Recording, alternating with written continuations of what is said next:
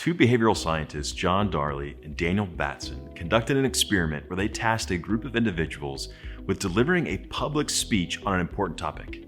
It was a topic the entire group was very familiar with, so it was a fairly straightforward request and only mildly stressful. The researchers segmented the individuals into 3 groups and informed each that the speech was to be delivered across town at another building. The first group was told that their speech would happen later that day, so they had plenty of time to get there.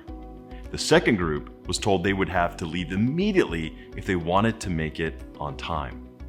And the third group was told they were already late for the speech and would need to hurry on over to the other building. While the individuals were on their way to deliver the speech, the researchers staged a scenario where an actor laid on the ground pretending to be injured. The actor was strategically placed to block a narrow alleyway on the group's route. The narrow alleyway was only 4 feet across, so the students could not miss seeing the person in need. Of the group who had plenty of time, 63% stopped to help the stranger. Of the group who were on time, 45% stopped to help the stranger. And of the group who were late, only 10% stopped to help the stranger.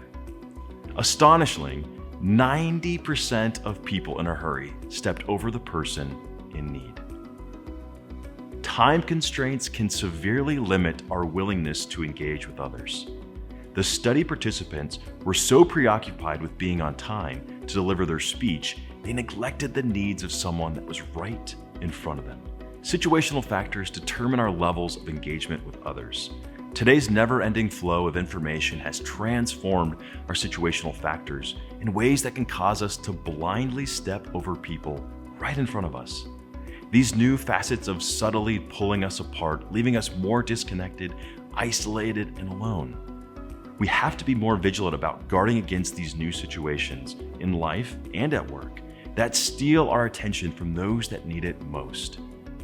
One of the biggest contributors to our loneliness is busyness. Our preoccupiedness has skyrocketed in recent years. We are all distracted. We are distracted by work, house chores, progress, social media, the activities of the day, commitments of tomorrow, and then relieving the stress of it all. Our distractions are eating up most of our cognitive resources, leaving little to nothing for focusing on others. We'd all like to think we would never step over a person in need, yet that is what we do every day when we choose an in-person email over empathy, or a text over touch, or Facebook over face-to-face.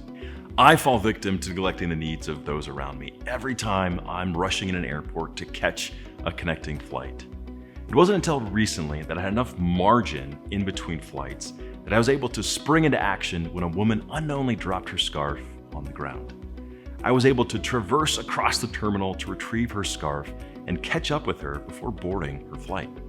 If I had been rushing to catch my flight that day, I would have stepped over her scarf, missing the opportunity to experience how relieved and grateful she was.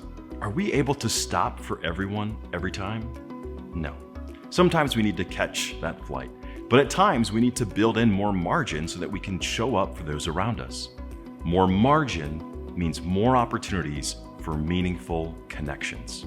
Is it busyness that causes loneliness, or are we busy to distract from the pain of our loneliness? Either way, busyness is leaving us with less time to connect and making us feel more lonely. Here's one tip to combat busyness in order to lessen loneliness in yourself and others. Be interruptible. Welcome one interruption today. When someone interrupts you during a task, embrace it and turn your complete attention to them. Stop, don't step over.